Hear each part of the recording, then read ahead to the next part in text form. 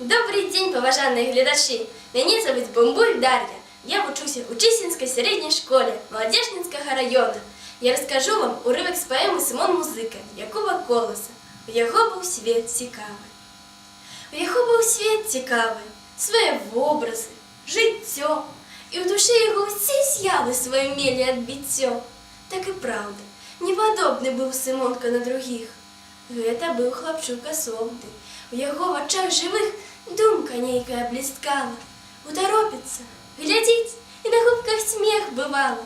Заблукає, задрижить. Бідний хлопчик був загнаний, батьков нелюбий син, бо відочне загани міг тільки ён один.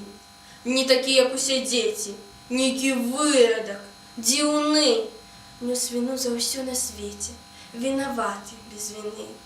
З ним і діти не дружили, не приймали до гульні, і в самоті проходили весновые його дні.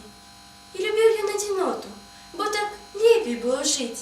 Тут він мог собі в охвоту пісні петь і гомонить, 8 лет кудик раздольно, вийдя з хати у поле, луг, чисто всюди і привольно, сонця много, чистий дух. На камінчик сядь збожий, не схиснеться і мовчить, ловить серцем спів пригожий, як життя загомонить, як зазвонить, заіграють мушки, коніки, жучки, як головкою закивають, засміються васильки.